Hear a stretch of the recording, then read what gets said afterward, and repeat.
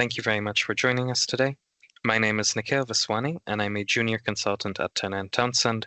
And today we're very kindly joined by Phil Mason, Head of Regulatory Engagement at TrustMark. This is a Retrofit information, support and expertise event, which is fully funded by the Department of Energy Security and Net Zero, and is delivered by Turner & Townsend. I will hand over to Phil for today's presentation on an introduction to TrustMark. Thank you, and over to you, Phil. Thank you, Nico. Good afternoon, all. So I'm Phil. I work for TrustMark. My function is the head of regulatory engagement. I'll just position that if I might. Part of my responsibility is sort of engagement with DESNES, our government department, with Ofgem and areas of industry that sort of require a bit of engagement from time to time to position our function, to ask some questions about what we do. And I suppose, we all do it in TrustMark, engage regulatory sort of levels of engagement, but I kind of lead it, I suppose. So thanks for joining us. I'll progress through some slides very shortly. At the end of the slides, there are some links. So I'm really pleased that the slides will be shared because the links are really there to enable you to go into the sort of TrustMark website to be able to seek some further information about any of the subjects that we talk about if you choose to. So that's good because links on a screen are only fairly fleeting. So, people often take photographs of them or screenshot or something, but that's reassuring to know. So let me make a start. Appreciate that slides sometimes are a little bit of a monologue, but hopefully at the end of it, well, we'll certainly get time, and hopefully we can get into debate or questions around how TrustMark functions or any particular parts that interest you. So first, I just need to position kind of this very brief disclaimer insofar that TrustMark, how it's included into the government-funded schemes, the way that people engage with TrustMark is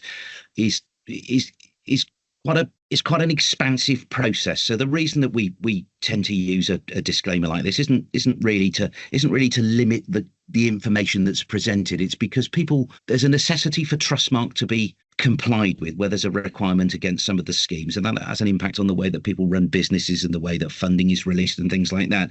So in an hour sort of session, it's fairly complicated to get through every single element of TrustMark.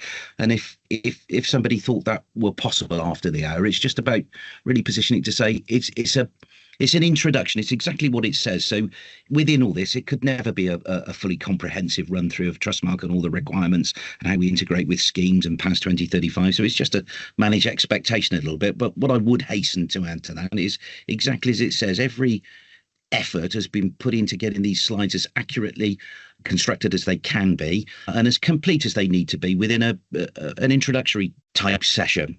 So it's only really to position that. So thank you. Okay, agenda. We've got a few things to work through. I think it seems to run in a logical order. We do these type of presentations fairly regularly. Sometimes we focus on more areas of interest based on an audience than others. But to give you a general overview, I think it's important to position why TrustMark is here. Obviously, how it works and how people can engage with it. The registration process is outlined. The needs for financial protection for the work that's carried out under TrustMark and what that means and an overview of how that can be complied with in a fairly straightforward way. The integration of TrustMark and PAS 2035. TrustMark's not really an integral part of the document, but it's an integral part of the delivery of PAS 2035. So I'd like to talk a bit about the Retrofit portal. Sometimes that's referred to as the data warehouse. So the data sits in the data warehouse, and the Retrofit portal is really the process by which somebody accesses the data warehouse. So it's the lens to the data warehouse. The terms are pretty interchangeable in reality.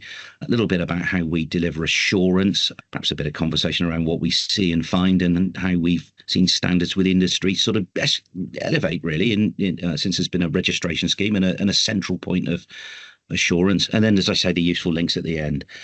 Okay, so TrustMark it's been around since 2005. The whole name of TrustMark is TrustMark 2005 Limited, and we operate through scheme providers. I'll talk a little bit about that shortly, what a scheme provider's function is.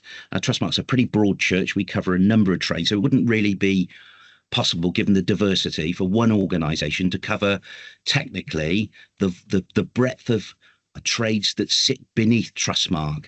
And I'll talk a little bit about that. We have that number is progressively increasing, somewhere in the region of between about 17,500 and 18,000 registered businesses with TrustMark. And based on conversation and discussion we've had with, well, an ongoing relationship really we have with CITB, we think that under those businesses there is somewhere in excess of 53,000 tradespeople at all the various levels, from people supporting tradespeople into advanced trades practitioners that sit within it. So it's just to give you an idea of the size of TrustMark, just to position it a little bit really, because this isn't a conversation that we generally have. So people, it's a good opportunity to position the capacity of TrustMark and where the interest exists, what somebody's now would start to participate in. I think it's important to say that we've set up by government as a not-for-profit organisation, which means that we do create a revenue stream through the way that we operate, but any margins that are made are pushed back into the operation of TrustMark and development of the processes that we operate. Primarily, that is through the IT processes that we operate through the Retrofit portal stroke data warehouse and the growing capacity of our assurance function, which is some of them the other side of that wall, the desktop auditors that monitor what comes in through lodgement, and then our surveyors that are spread all across the countryside in growing volumes as well. So our mandate originally, and it's a mandate that's grown a little bit, was to be able to create a brand that a member of the public that is looking for a tradesperson can come to with a level of assurance behind it, to know that the public generally probably aren't overly interested in all the processes that sit behind it, that they can find tradespeople that have been through a vetted process to ensure that they can work within the legislation in their required areas. And I mean trading legislations, good consumer practice, and then they can engage with competent people in a way that they can trust. And there's a process at the back of it should something go wrong. Now, we realise that things can occasionally go wrong. There may be miscommunication, misunderstanding. Someone may not have understood a standard. Something can happen. So there is what we weave through it, consumer protection, which is about dispute resolution, which is about oversight of the work that happens, the financial protection element that I mentioned. And I suppose the bit that's grown are the sort of two diagonals there, from data and technology. When TrustMark was first created, it wasn't a data and technology driven organisation, but through the requirement of work under the funded schemes to be lodged into our data warehouse, we've got a substantial amount of data that we can support to produce insights about saturation of energy efficiency, retrofit, and the installation of low carbon technologies, which I'm guessing are the primary interests to you guys listening to me this afternoon, rather than some of the broader change. But I will just touch on that. And we use that data and technology to create a risk model and a risk profile of organisations that sit beneath us, in order that we can carry out risk-based assurance against the work that's happened, for the benefit of all, really. The benefit of the consumer to know that work is monitored and standards are monitored, and also working with businesses to give them, where they need it, of course, the confidence that they're working in the correct fashion. It's a tick against them every time we carry out an audit and we find out the work is carried out correctly. Where we don't, we operate a supportive process to ensure that remediation, we work with a business really to ensure that remediation is put into place and help them understand why the issue may have occurred if we need to. So we try and support. It's not just about doing assurance for the sake of assurance. It's to help the drive up the standard within an industry under a sort of continuous improvement regime, really. And I think it delivers constructive merits, because you build relationships with an industry. Okay, so part of this journey, we've been around since 2005. I'd explained, and this is something that some of you may or may not be aware of. The government commissioned something called the Each Home Counts Review, that resulted in a report being published in late 2016, that there were 27 recommendations in it, and those recommendations were about driving up and maintaining standards as we move through our journey towards net zero by 2050. If we've got 24.5 million homes in the UK, that number is very progressively coming down, that need retrofit, that there is some good standards that need to be followed, and that there's a level of oversight, and that we can start to look at the way the country is being saturated with retrofit and home improvement that's driving us towards net zero. So there were a number of reports in that, a number of outcomes in that, I should say, recommendations, and one of which was for an overarching quality mark.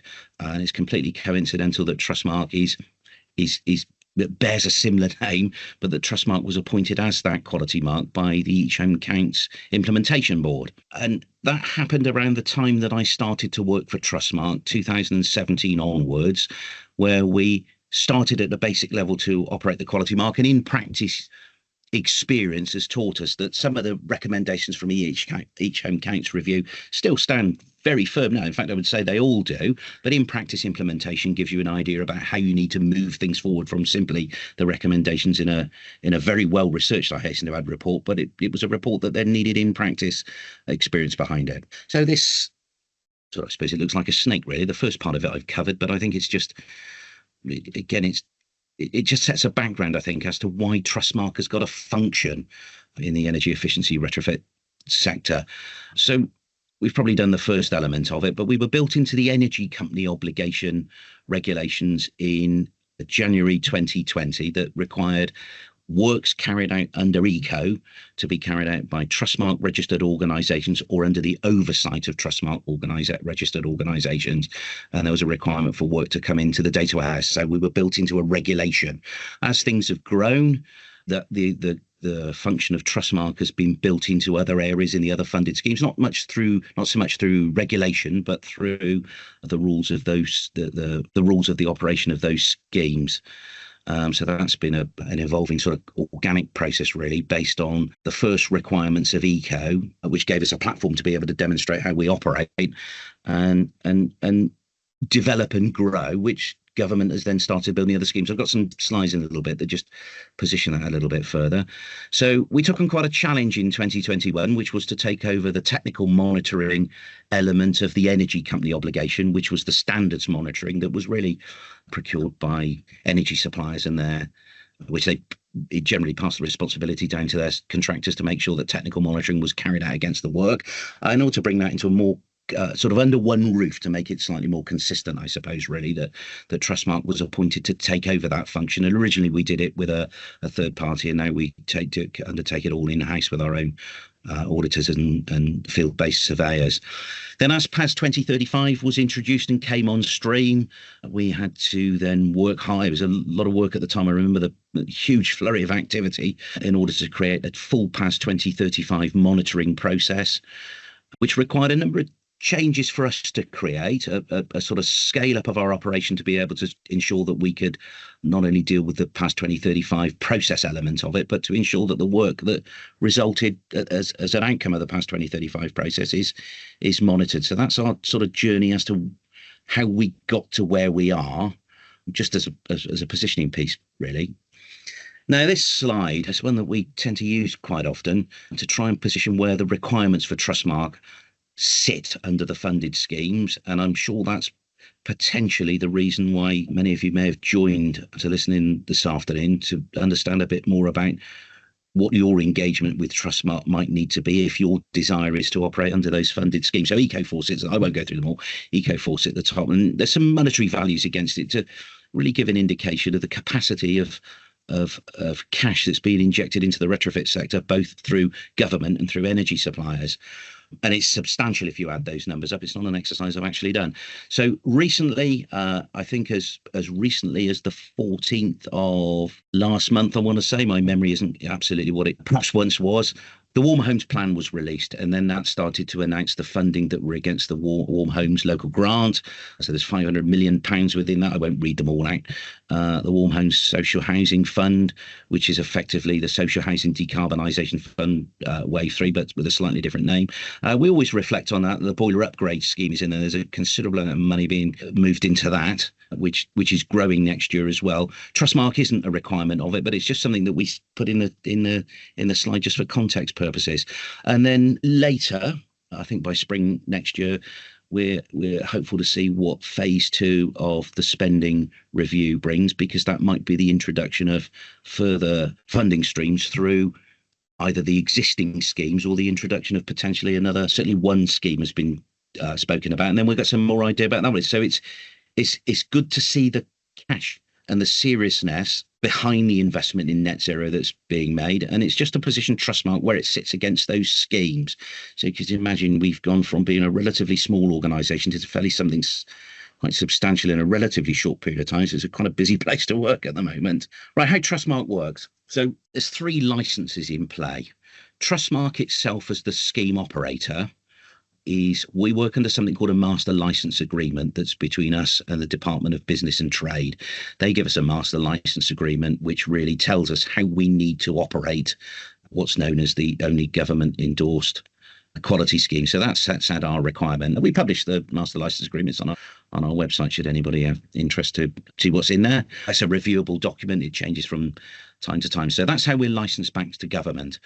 So then in turn, that enables us to license organisations that we call scheme providers, which are suitable organisations that meet something called our framework, that are able to meet our framework operating requirements at the point of licensing and on an ongoing basis, which enables us to sub-license down to organisations which then in turn license the all-important registered businesses that work in consumers' homes. So it's just a simple flow down, a set of governance documents that sit beneath it. So there's, just to recap, there's 3 licenses, one from us to government, one from government to us, I should say. The licenses that we issue to our scheme providers, then in turn scheme providers license registered businesses as TrustMark businesses in order that they can function in the retrofit arena and the wider construction arena under the Trust brand. Let's just talk about these key documents. So these weren't produced by TrustMark in isolation. There were sort of simple recommendations made through the Each Home Counts review of the fact that there needed to be a set of framework operating requirements that TrustMark hold organisations accountable to, the code of conduct, which is a code of conduct that registered businesses need to be in compliance with, and that sits really in 3 parts, but a lot of it is about fair trading practices. And really what it's doing, it's not inventing the wheel. Again, it's just about all the pieces of legislation that operate in terms of good and fair trading practices that are already there, just to put something in place for a business to understand perhaps more clearly the registration, the legislation that is existence in their sort of functional area. So they've got a place to look at it and a place to really understand what it is they need to do if they didn't already to be compliant with. It's not negotiable, because if it's consumer trading pieces of legislation, they're not negotiable. They should be complied with anyway. So it's not asking a business to do more than is already expected. It's just sort of defining what the requirement is, so it might be slightly more easily digested and understood, I suppose. Then something called the Customer Charter, which is a fairly simple public-facing document that really outlines to a consumer what it is that they can expect when they engage with a TrustMark registered business. And it really lays out some responsibilities for a consumer to allow a business to fulfill its responsibilities about access and permissions and things like that. And again, they're all available on our website should anybody wish to go and look at those in any more depth. I'm guessing the one that might be most applicable for the conversation today, the framework operating requirements and the code of conduct. Right, that's a very indicative slide. So from memory, TrustMark covers somewhere in the region of about 150 plus trades, from those that you would perhaps expect, carpenters, builders, electricians, and a few that you might not expect. So they could extend to tree surgeons, carpet cleaners, pest control agents. And it's a breadth of trades, really, from the ones that you expect, some that you may not, and the ones that I'm guessing we're probably more interested in for the purpose of these conversations this afternoon, those that sit under the PAS 2030 certification bodies and those and the MCS, the microgeneration certification bodies for insulation measures and for low carbon and renewable measures. So it's a pretty broad church right across all the trades, right down into energy efficiency and low carbon. And as I say, that slide's just fairly indicative. That isn't a limitation, but it just gives you a breadth of what the trades that TrustMark covers, with the real intention that somebody in the UK, whatever trade they require, can come to a central place to find an organised business that they can trust, that there's a framework behind them, a vetting and consumer protection, and also a process in case anything goes wrong, a disputes process, which I'll talk about a little bit later, in case that anything didn't quite work in the way that was originally intended. And it's just to give consumers an element of confidence. They can make an informed decision. They don't have to use TrustMark registered businesses in a number of situations, but that's just a decision to be made. So registering with TrustMark. Right, businesses, when we talk about businesses, we mean people such as insulation installers, heat pump installers. Within our breadth of registration, our retrofit coordinators and retrofit assessors. The businesses or the individuals don't register directly with us as TrustMark themselves. As you've probably gathered in the picture by now, they register via a scheme provider. And that would be a scheme provider that is suitable for their sector, and we publish list of scheme providers on our website so that people can go and identify who might be the best scheme for them to go to. So a business that's interested in an application not very often speaks to our support desk, and then we'll try and give them some guidance. But often people will have an idea because they're familiar with the sector that they work in through the organisations that would be most appropriate for them to register through. And in reality, for most that work under the energy efficiency, work within the energy efficiency arena, are likely to come in through their either their PAS 2030 certification body or their renewable or low carbon certification body. And generally, we've always spoken about MCS there. And I think most organisations tend to do it in that way because if they're already there, rather than go and find another entity to join TrustMark with, it just makes life a little bit easier because it forms more of a one-stop shop. Just at the bottom there's perhaps a reminder more to myself: retrofit and retrofit assessors and coordinators.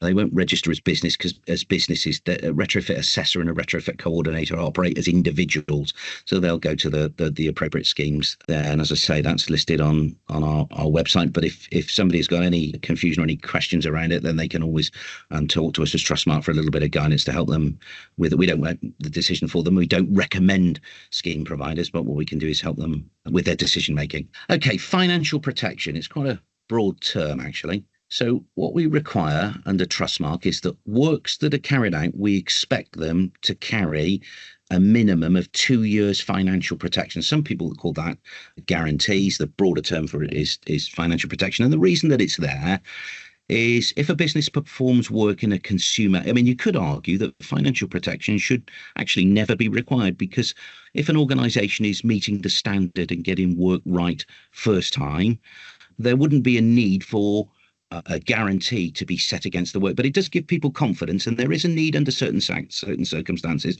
for them to be enacted. So primarily, a business will perform work. The simple works and the more general works under TrustMark require a minimum of 2 year financial protection in case defects in terms of workmanship. Some of these can be latent defects that become apparent after the business has finished and completed.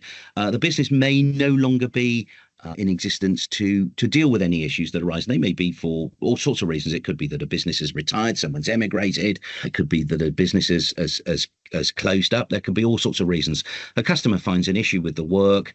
They should in the first instance contact the business to talk about it if there is anything, and then they work out what needs to be done, assuming something does need to be done. But if that isn't there and the business is no longer in existence, it's then a call into the financial protection provider to see if there's an eligible claim that can be made under the guarantee for that work. And it's about peace of mind, and it's just about giving an element of consumer protection that may not necessarily always be available for work that's carried out outside TrustMark. We hold conversations quite frequently with the public and talk about what happens if something happens later down the road, and very often people don't even consider it because they know their tradespeople in many cases that come to work for them. There's a trust bond there, and it's not a usual expectation that guarantees are claimed on, but it's just there in case there is a situation that arises later that can't be remediated by the business carrying out the install or the service. So under the government funded schemes and the energy company obligation, there are slightly different requirements to the more general trades that sit under TrustMark. So for the more straightforward measures, such as loft insulation and all that sits in the left-hand green rectangle there, such as the less complex measures, I suppose would be the way of putting them, boiler installs, loft insulation, things like that, require 2 year financial protection, the same as the more general construction trades under TrustMark, and they can be carried out by the business ensuring that whatever financial protection it puts in place that doesn't need to be TrustMark approved in the 2 year requirement meets what we call Section 10 of our framework operating requirements. And there's a set of stipulations about that, what that should be like. Now, one thing we would always recommend, although There is a consultation that we published several weeks ago in series with the DESNZ consultation about some mid-scheme changes for the Great British Insulation Scheme and ECO. We're consulting as to whether all financial protection that businesses under TrustMark use should be approved by our financial protection panel. And the reason that is being considered, I mean, we've got yet to see what the outcome of the consultation will be, is that where people make judgments about the financial protection they put in place by themselves, they may or may not be suitably experienced to understand whether that financial protection meets the requirements of our framework. And we do find instances through the audit process. I don't think anybody's deliberately going out to do anything they shouldn't be. I think what tends to happen is somebody's made a judgment against the protection they're going to put against their work without fully understanding the functionality of the financial protection and the demands of our framework operating requirements. So we always recommend that where the 2-year financial protection is used under the funded schemes, we would recommend that it's TrustMark approved, for the simple reason that we've taken the work away. The financial protection has been deemed to meet the requirements of the framework. Business then can pick from list, pick something off the shelf that's been approved, and it should be able to increase their confidence of compliance in order that they don't have an issue for themselves later down the road where the financial protection wasn't compliant. So under the more complex measures, under floor insulation, cavity wall, interior and exterior wall, some of the more complex, more expensive, longer life measures, they do require 25-year guarantees, and that all those 25-year guarantees that they need to use need to be approved by the independent TrustMark financial protection panel. And there's a number of reasons for that. Is firstly, that they are fit for purpose. Secondly, that they have the appropriate duration. And we do make stipulations about how they should be activated as well. So I think one of the things that it's also important to say that under certain government funded schemes, there is a requirement for certain types of financial protection, not only in terms of what it covers and duration, for example, under ECO, because the energy company obligation is really regarded as a scheme to help people that may need support in heating their homes in order to bring their energy bills down. And there are certain criteria that need to be met in terms of benefits that are available to those people that they're claiming in order to drive their eligibility under ECO. And I think if you look at it quite logically, if somebody's already in a position where they need support in heating their homes, or the adaptation of their homes so that they use less energy, there is a requirement under ECO that those pieces of financial protection don't have excesses payable on them, because that would only add to the issue. So it's not only about duration and making sure it covers the measure, it's about making sure that the financial protection is of the right type for the scheme as well, for the right type for the recipient. A lot of information on our website about it. And of course, if anybody is going down the route of becoming involved with TrustMark, becoming registered with TrustMark, funding under the schemes, they will need to talk to the appropriate financial protection providers. We don't provide it, we only approve it, to be sure that they've got the right cover that they need. Okay, PAS 2035. I will just add to that not that it matters for the purpose of the discussion and presentation, there is a slightly newer edition of PAS 2035 than the one that shows in that diagram. There's something called Corrigendum number 1 that's been introduced to PAS, and it's just a simple update. As a document becomes used, every now and again you find that there might be something that was missing in the original, or something is required. There's been a very simple, it's a word that I wouldn't normally use, but corrigendum added to it. It's an update, really.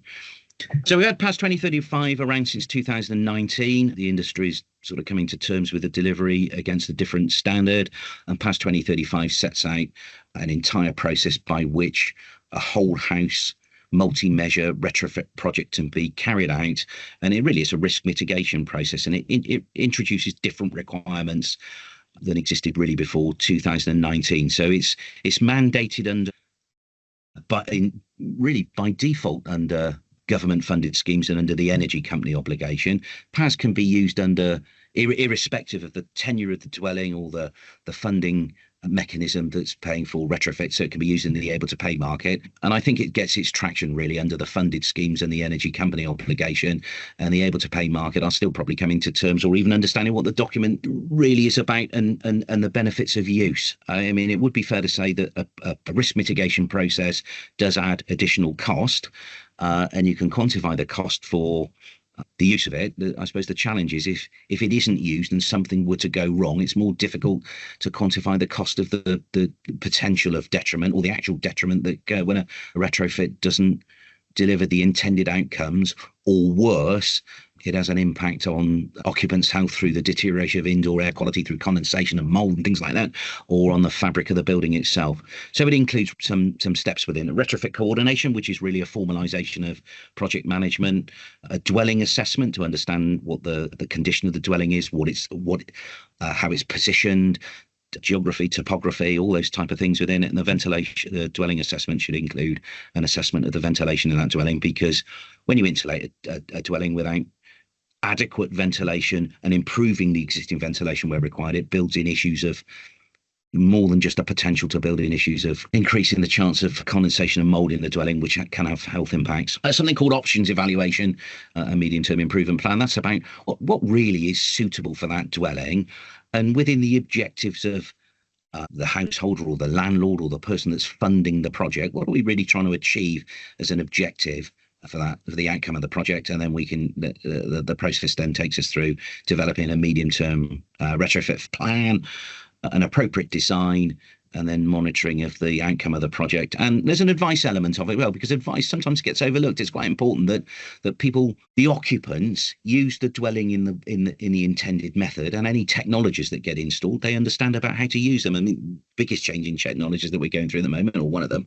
is the introduction of heat pumps as opposed to sort of more traditional fossil fuel heating methodologies. And it's important that people understand the technology and use it in the appropriate way as well to get the maximum benefit right. So as I say, TrustMark is named a number of times in PAS 2035, and it's a standard that was created, that we don't own it, we don't create it, but we are the custodians of the compliance element of it. So there is a process through PAS 2035 that some of you may be familiar with and some of you may be less so, about the stages that need to take place. So that project, those project outputs of PAS 2035 are the elements that are lodged into the Trust Data Warehouse, so that we can see that there is a functioning, correct PAS process has been applied to a project. And of course, if PAS is used in isolation, it's a really good, whether somebody likes it or not is a slightly different issue, but it's really difficult for anybody to say that the PAS process isn't one that thoroughly mitigates risk, so that the outcome of the project is efficient and safe. But the specification in isolation doesn't really allow for any assurance processes at the back, of independent assurance and processes at the back of it, such as the ones that TrustMark use.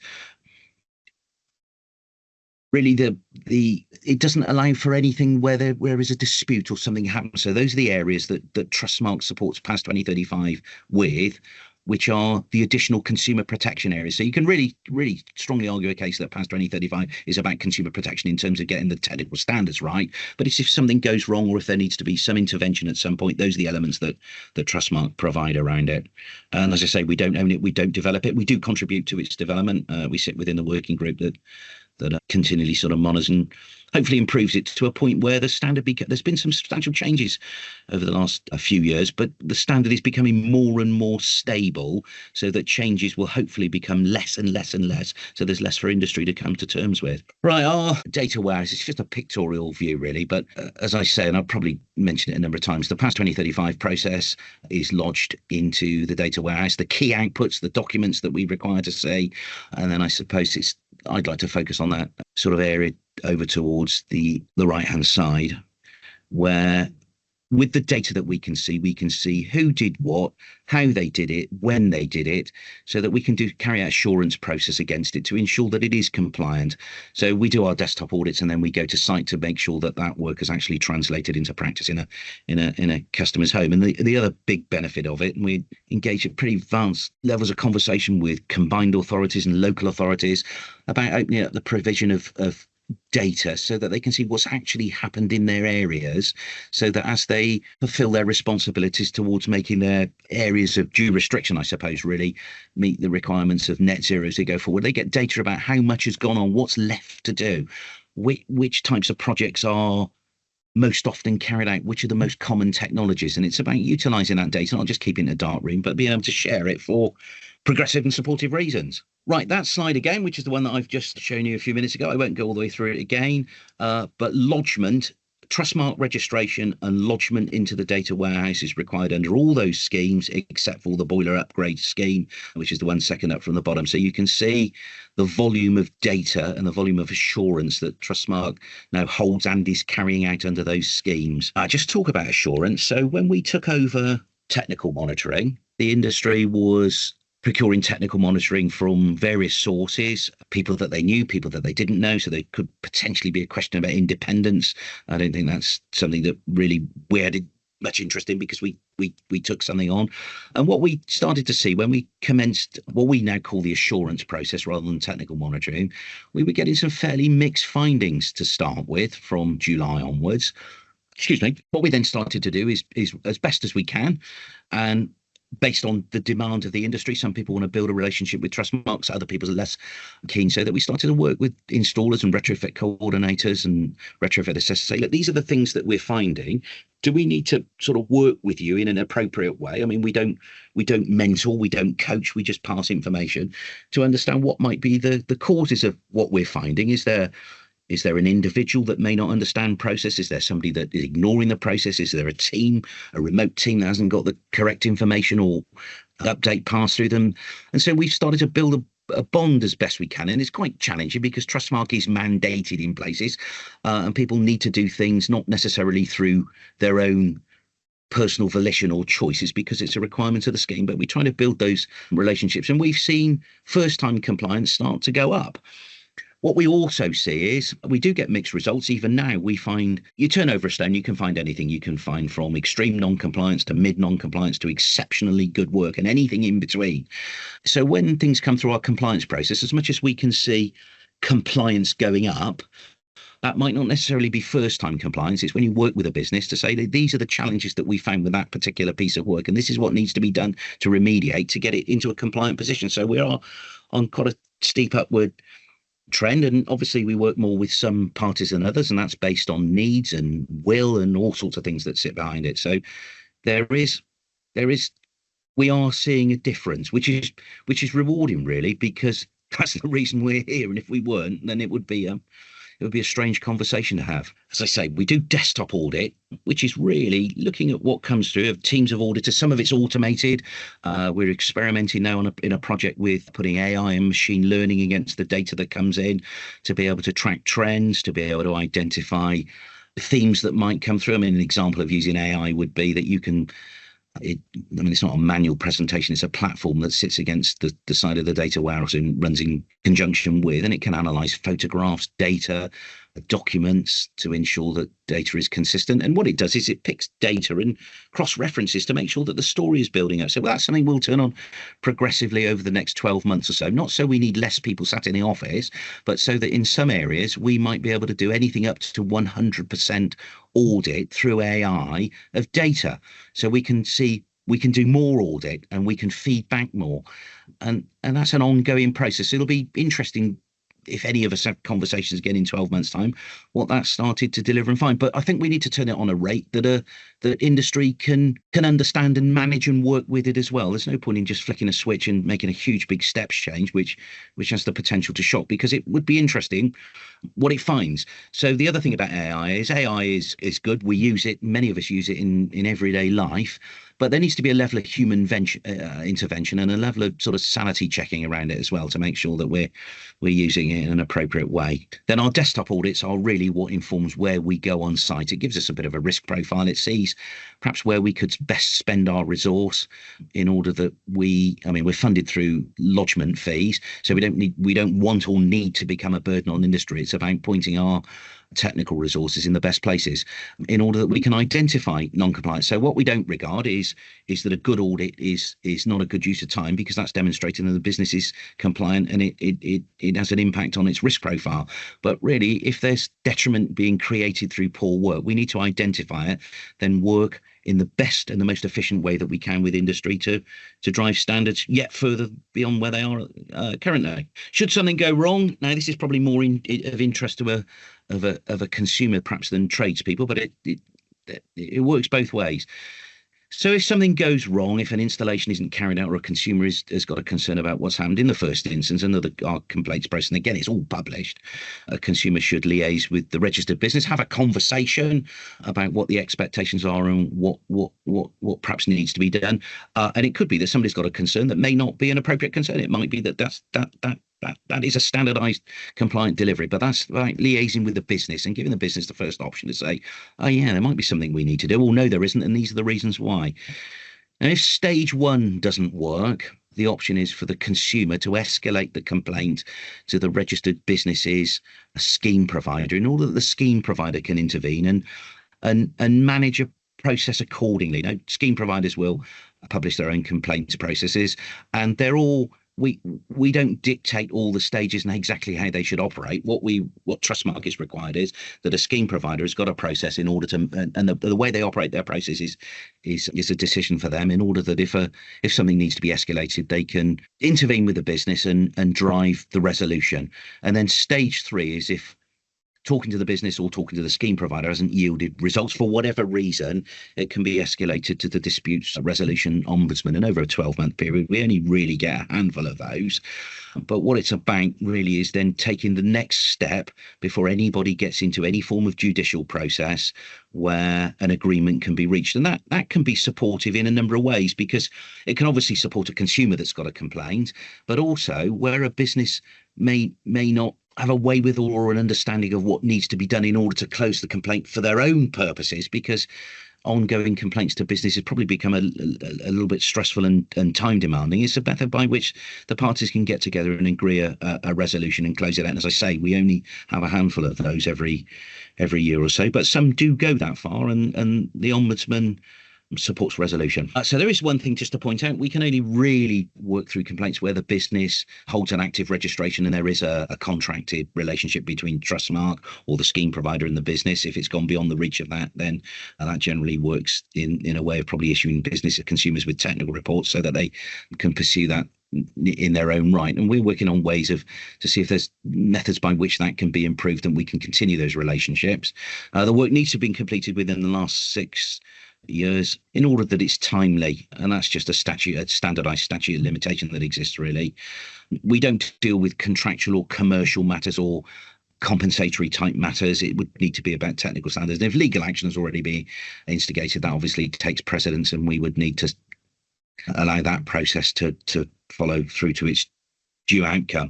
It wouldn't be for TrustMark to intervene where legal action has been commenced. But it's quite robust. The stages ramp up. They go from ordinary conversation through into a sort of mid-stage, then into the robust stage at the end of it. And it's just proportionate to where the complaint has got to. So very briefly, just to summarise then, this is how TrustMark protects a consumer. We have a local operating requirements, which we audit against with scheme providers so that businesses and schemes are working to a recognised standard so that there's a level playing field. The scheme provider then in turn audits and monitors its businesses to make sure that the process is being followed. So that mitigates down risk, because if anybody wasn't doing what was expected of them through that process, they should be identified. And then there's the direct work that TrustMark does through the audits on site and that we carry out as desktop. Then there's a dispute resolution process, which I've just spoken about. So in theory, if works are being carried out first time to the standards required and to the expectations of a consumer, we never get as far as dispute resolution, because there shouldn't be a complaint. If the disputes resolution doesn't work, or if the business is no longer in existence, that last line is then that the work has a level of financial protection against it in the way that I explained a little bit earlier, so the guarantee can be enacted. But in reality, I won't say guarantees never get enacted, but there's so much process before it. That is the final stage. Right, here's all these useful links. I obviously won't go through them all, but if people need to understand or would like to research further about the framework operating requirements, things like that, how to join TrustMark, there are some benefits that go with TrustMark registration. We work with organisations that deliver sort of benefits and discounts into registered businesses, which helps with the cost of registration, I suppose, and complying with the due process. So those are there. There's some direct TrustMark contacts at the back of it. And if I'm not mistaken, that brings me to the end. So thank you for listening to that. There is quite a lot to digest in there.